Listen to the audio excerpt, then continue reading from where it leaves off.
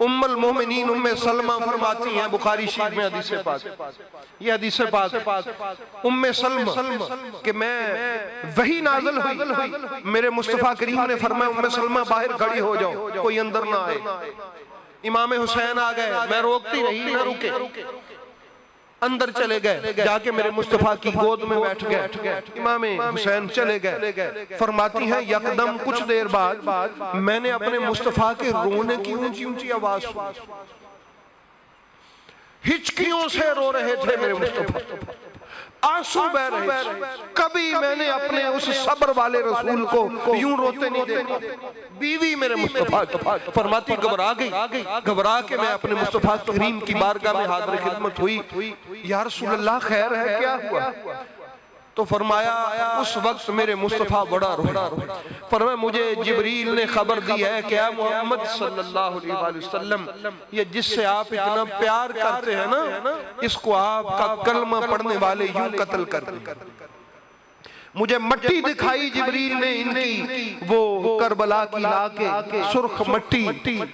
تو جس حسین کے قتل کو یاد کر کے میرے مصطفیٰ روئے اور ہچکیاں بند گئی، وہ کیسا سخت دل امتی ہے، وہ کیسا جفاکار امتی ہے، وہ کیسا بے وفا امتی ہے کہ رسول پاک جس دن روئیں میرے مصطفیٰ کریم کی ہچکی بند جائے اور امتی کو اس دن کا کوئی حیا ہی نہ ہو،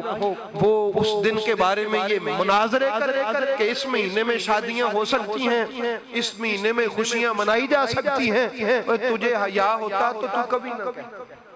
نبی کا حیا ہے احباب گرامی، مگر وہ بے حیا آدمی ہوتا ہے، وہ بدبخت آدمی ہوتا ہے جس کو یہ حلال اور حرام کی باتیں سوچ رہی ہوں، وہ جی نکاح تو حلال ہوتا ہے۔ بھئی تو یہ سوچ کہ اس 10 محرم کو میرے نبی کی حالت کیا تھی، ان محرم کے دنوں میں میرے مصطفیٰ کے قلب اطہر پر کیا گزری تھی، ان دنوں میں میرے رسول پاک کی کیفیت کیا تھی۔ اگر تیرا میرے مصطفیٰ سے رسمی تعلق نہ ہوا تو تو ان دنوں میں کبھی سوچے گا بھی نہیں کہ کوئی خوشی کرے۔ تیری کیفیت بابا فرید جیسی ہوگی، تیری کیفیت خواجہ ساورپیا جیسی ہوگی، تیری کیفیت خواجہ نظام پاک جیسی ہوگی، تیری کیفیت ہمارے ان اولیاء جیسی ہوگی۔ تو احباب گرامی، ہمارے ماں باپ اچھے تھے، ہمارے دادی دادا اچھے تھے، جو بھلا وقت گزار گئے کہ جب ان ملاؤں اور ملوانوں کا چکر نہیں تھا، وہ حقیقت میں حسینی تھے، وہ غم حسین منانے والے تھے، وہ اس محرم کا احترام کرنے والے تھے، وہ اس محرم میں نبی کا حیا کرنے والے تھے۔ آج ان ملاؤں نے بے حیا قوم پیدا کر دی، جو مسئلے کرتے وہ جی خوشیاں منا لینے میں کوئی حرج نہیں ہے، سرمے ڈالیں، کپڑے پہنے۔ میں البدایہ والنہایہ میں یہ بات باقاعدہ طور پہ موجود ہے، میں انشاءاللہ اگلے جمعے آپ کو زندگی رہی تو پڑھ کے سنا دوں گا کہ شام کے نواسب، یہ یزید کا جہاں تخت حکومت ہے، وہ شیعہ کی دشمنی میں محرم الحرام کے اس عشرے میں بالخصوص 9-10 محرم کو اچھے کپڑے پہنتے، سرمے لگاتے، خوشبوئیں لگاتے، عید کی طرح اس دن کو گزارتے اور بہترین سے بہترین کھانے پکاتے۔ یہ روایت میں موجود ہے، ان سے پوچھتے کہ تم حسین علیہ السلام کے قتل پہ خوش ہو؟ وہ کہتے نہیں، ہم اس لیے مناتے ہیں کہ یزید کو تو سب نے مانا ہوا تھا، حسین اس کو معزول کرنے آ رہا تھا، حسین امت میں تفریق ڈالنے آ رہا تھا، حسین امت کو پاش کرنے آ رہا تھا، تو جو امت میں تفریق کرنے آئے اس کے قتل پہ خوشی کرنی چاہیے۔ تو ان دنوں میں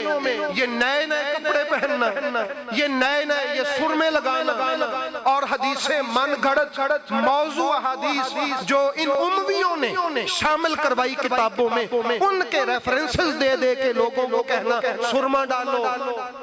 کپڑے پہنو، رنگ برنگے کھانے پکاؤ، یہ یزید کے ملک میں شروع ہوا تھا۔ تو پتہ چلا آج بھی یہاں رہ کر جو یزید کے گھر کا بندہ ہے، وہ مولوی ہو، وہ پیر ہو، وہ کوئی عام آدمی ہو، وہ خاص آدمی ہو، وہ یزید کا بندہ ہے